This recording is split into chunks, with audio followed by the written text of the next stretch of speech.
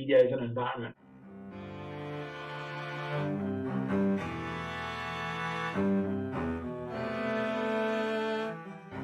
Hello and welcome. I'm your host Pritish Sanyal, and you're listening to the 1% Project. Conversations that will help you understand how some of the smartest minds build, scale, and operate new ideas and ventures. If you enjoy these conversations, do share and subscribe.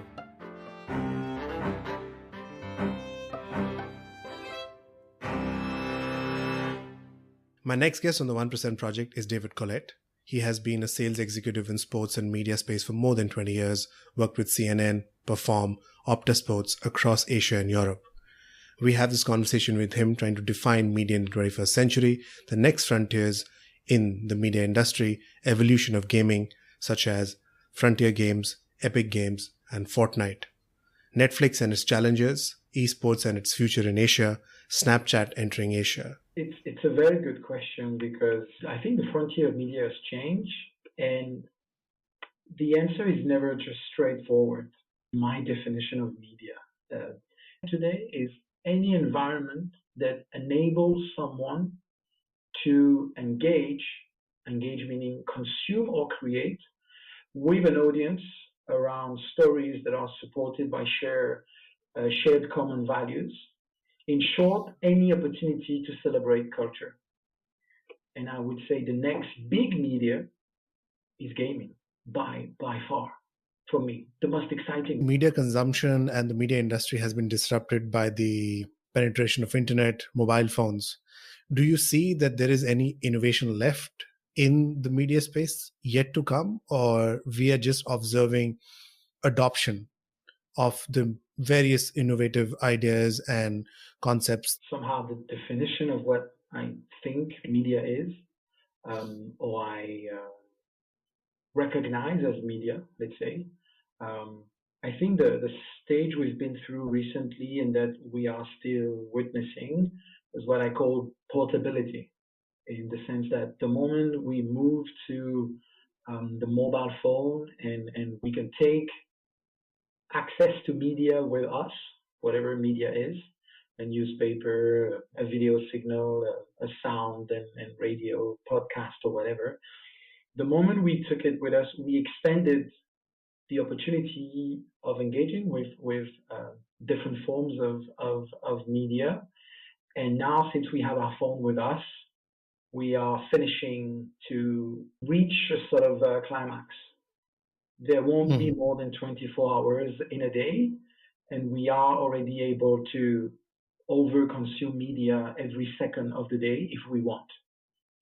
So having reached that climax of portability, in the sense that media can now be with us and we can take it everywhere, the next frontier, and that loops back to gaming, is not the interface, but it's the environment and the ability to dive into the environment. It's like if you were watching, and that's why gaming actually makes it relevant from a comparison and an analogy. It's like if you're watching 2D or 3D and then you go 4D, because you can feel and smell and there's haptic or whatever. So the next frontier of media is the one that gives you a new dimension with a fulfilled time as a dimension. Now we need to go into experience, immersive, and how you live whatever experience you have around media, whether it's sound, voice, story, and that's, again, coming back to one of my observations, why I think gaming is amazing. Who would you consider to be an innovative media company? Epic Game, because hey, they're doing a concert. They've done a few. I saw in the news that they are now broadcasting movies. I think this week or next weekend or soon, there's going to be 2 or 3 movie classics that you are going to be able to watch within the Fortnite environment. So, I mean, the possibility is like if you, looking at the smartphone is still a sort of very flat. And you can take your TV with you, and portability meant you could take your TV everywhere you go and continue the media experience, whether you want to listen, to watch, to read. And now you can get into the TV, and suddenly it's the famous sort of metaverse, multiverse. You have friends around. They're not here, but they're here.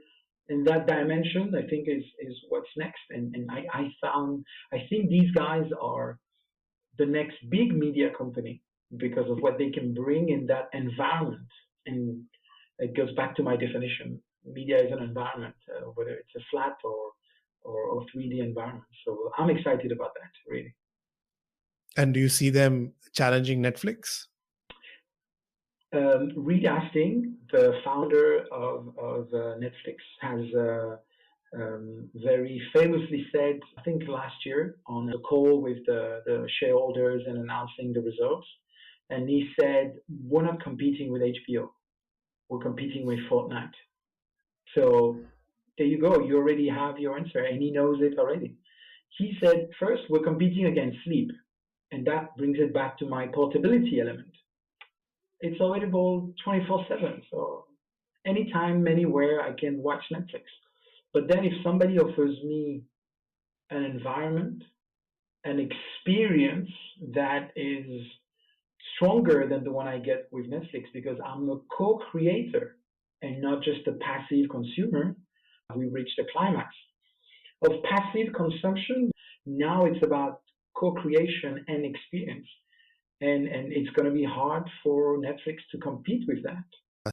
Snapchat coming to Asia. Do you think they're late to the game, given TikTok's prominence? Technically speaking, from a timeline perspective, they are late because TikTok has already made the move in the US, both musically and built their growth in North America from musically.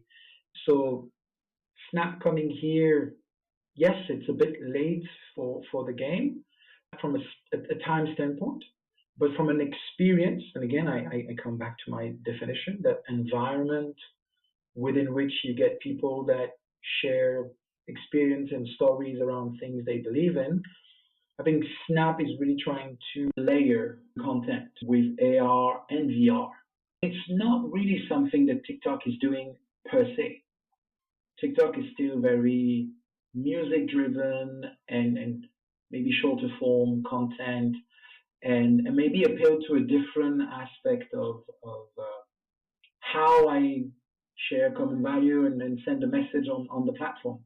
So from that niche, I don't think there is a company yet in Asia that has positioned itself as a AR and reach video experience that is widely adopted.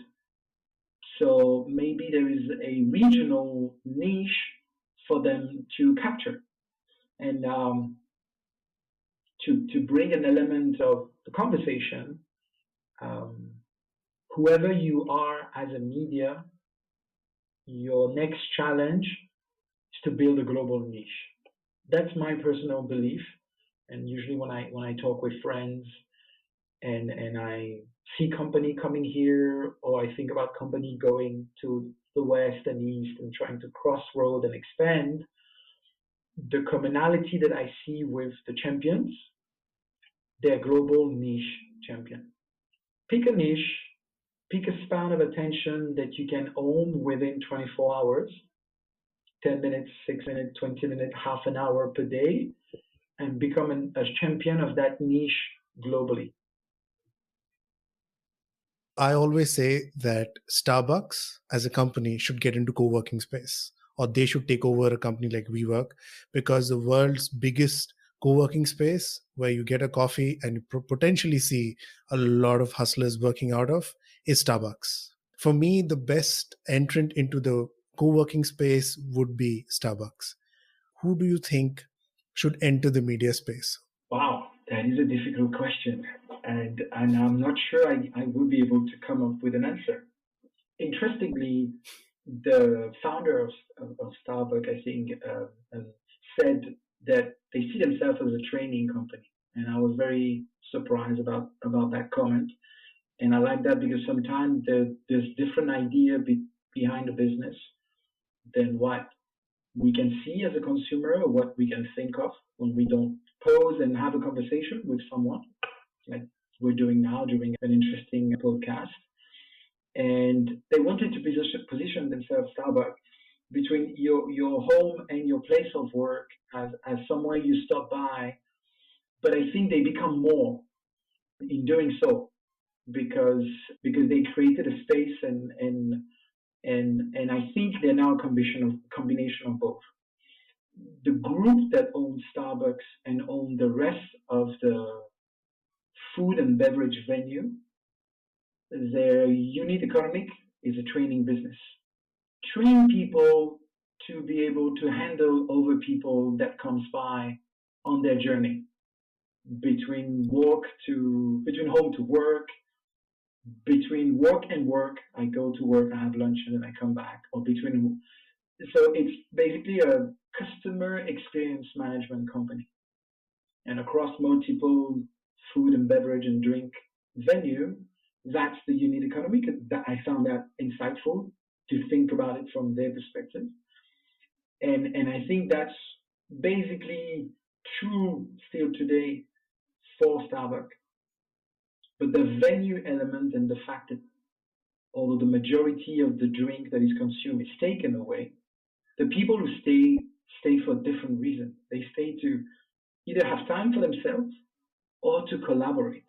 So I would echo with what you said that they've in putting venue in strategic location in cities or wherever they decide to do it, they responded to another need that I don't think they necessarily intended to. And yes, I agree with you. They foster collaboration and creativity, and the best way to do that is around the coffee because it's a moment. It's not just a drink. It's an opportunity to share something, and that's when usually you are more creative, expressive. So I definitely. So if you transpose that type of thinking about which company have those um, inherent element in whatever ecosystem or infrastructure they have or they own. In Starbucks, it's a network of venues and it's a catalyst that is the coffee and around which people usually interact. Then how can you leverage those strength points from your infrastructure to then become something, collaboration or co-working space? So if I take those elements from your question, and that's why I kind of elaborated on them to help me also, and I think about the media, then again, I will go back to Epic Game and Fortnite. I mean, obviously they didn't wait for me to do it, but any gaming company has created an environment within which, as long as they have the computing power, and interestingly, the next thing that Epic is doing and investing a lot on is the Unreal Engine that power their game that is now used in the cinema space.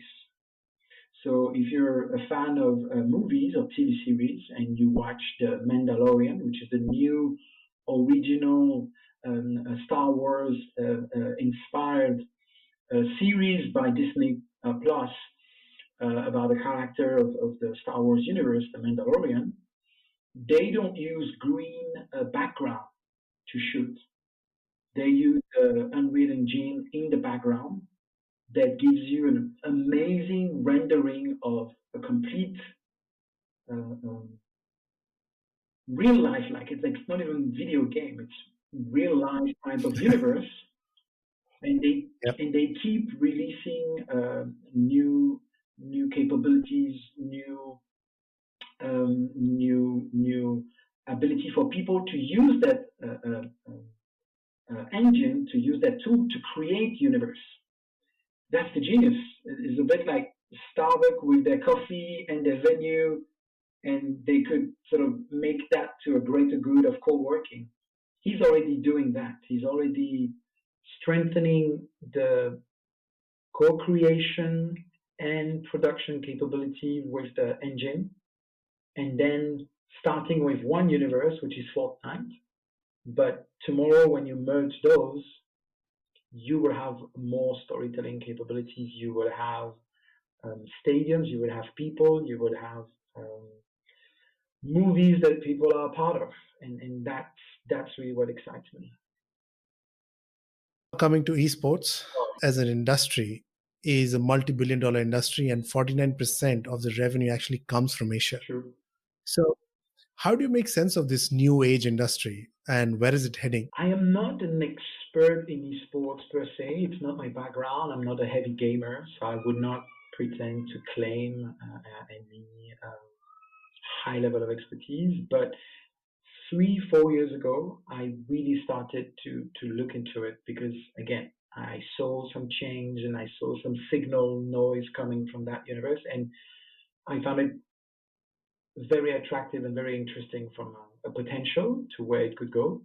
And I kind of built up some understanding about it, but not from an endemic perspective. I didn't grow with esports. I am not an active player, but I've spent a lot of time engaging and talking to a lot of people to try to understand that. I did, though, engage with the part of esports that is the part of the gaming that is now powering esports, which is um, um, um, some LAN connected video game in the office. So when I was younger, in one of my first company, we were staying after work office and playing CS:GO, Counter Strike, connecting the different computers and doing session or World of Warcraft and all of that. So I was already amazed, and that was probably 10 years ago. So this is a way of acknowledging that it is not new. It's new for the mainstream population, but it's not new. And it took its time to build up. And so much so that I even connected with it personally 10 years ago, forgot about it, and in 3 years realized it had become a thing. And I remember saying to one of my colleagues who was heavy into it, are you telling me that there are people that are watching other people on Doom doing their session? I'm like, are you kidding me? Are you really doing this? I don't get it. Like, what's the point? And he was so into it, and he was saying, but you don't understand, like, doing this skill behind the wall, like this and that, it's so amazing. And I'm like, okay, wow. And it already opened my mind, and maybe to a degree, I was already receptive to then the mainstream part. That's a personal sharing. From where it is today and basketball in China and esports, you're taking a very good parallel. NBA started 20 years ago, if not more, going into China. And at first, their content was for free. So they invested in China. They didn't, like, it was not an overnight success. You always have an entrepreneur that goes through hell and sweat for 10 years, fail at all the company, and then one day find the idea that turns to an overnight success. But people forget that he, as an entrepreneur, has built that success in the last 10 years. And that's exactly where what basketball went through before it becomes so mainstream and the number one sports in China. And similarly, and that's why we're taking those comparisons. Similarly, that's why esports is there now, is that it grew with the gaming industry and the size of the gaming industry. It exploded with the penetration of PC and video game, and now it's moving into its final acceleration phase because of mobile. And the next frontier of esports that is still to be written and to be fully understood in the way it explodes is esports on mobile. And Southeast Asia, for example, is predominantly driven because it's the main equipment that people have to buy and consume a video game. And that's where it's fascinating. Um, the future is very hard to predict. Um, I'm not going to dive into it because it's a complex universe. It it looks like sports on some aspects, but then the foundation, because it's driven by publishers and not by um, activities that you and I can practice and do. I was listening to a podcast recently where someone was saying, I can organize a basketball tournament tomorrow and give a prize, a trophy, and say, hey, this is Southeast Asia best 3-on-3 basketball presented by brand X. Now, even if that event and the championship title and the trophy is not going to get you to the Olympic or anywhere else, I'm allowed to do it. Nobody owns basketball. Somebody owns CSGO. And you're limited by their authorization to do or not do a certain amount of things, and that changed the whole value chain and the whole ecosystem. And at the same way that it's super hard to bring a new basketball, like many people have attempted to bring new sports, frisbee competition, or football volley or whatever. But it's hard to spread it, to get 2 billion people to experience with school, with their friend, with their parent, to do a ultimate frisbee competition. You can do that with the next game when Riot brings Valorant. They can distribute it in a couple of days, and the whole world can decide to embrace it when Overwatch is launched with the idea of creating a franchise from scratch with a more sort of US type esports business model. You can do that. And so the strength you have of only competitive gaming activity can happen is also a witness. If tomorrow somebody comes with something nicer or more engaging or more in the time of the new generation, it would take a matter of weeks for you potentially to be dislodged. And that's what I found fascinating in esports is there are things that are there to stay, but it's super hard to predict because the barrier of entry is not as complicated with what you have with what people call traditional sports that has been built through 50, 100 years of step-by-step culture, habits, and adoption in household, in school, and things like that. And I think, and that's me prophesizing a little bit, which I enjoy to do from time to time. I think eSport is still in its. I think I see it as a transitioning phase towards something else. When VR would really be something of that can fully be powered with a proper 5G network. Some of the restrictive element of esports today, which is the ability to truly have multi-generation that can commune around one activity, which you can around football. Even if you're not a huge fan, you understand it. It's readable. Some of the challenge of esports is if you haven't played, you cannot appreciate the show, the skills that are displayed in front of you because you don't get Dota 2, and you're not going to get it just by watching a couple of videos. So I think that within the esports category, some of the traditional sports simulation have a long way ahead of them to really expand because eFormula One and some of these sort of approach the universality of the content in being extremely simple and easy to read, I think give them a fantastic opportunity for growth. And that for me is the next frontier, is when you will get a version of the game that is maybe more approachable by a wider audience, not just a young sort of Gen Z, but where a father could play and have the skills and then enter this. The day somebody cracks that, then you might have something a bit more multi-generational. We're not there yet, but I'm waiting for that to come. That's going to be interesting. Brilliant. David, this was an amazing conversation. Thank you very much for your time. Thank you. Likewise, it was very, very nice to exchange and to pause for a second, to look at those very, very interesting questions.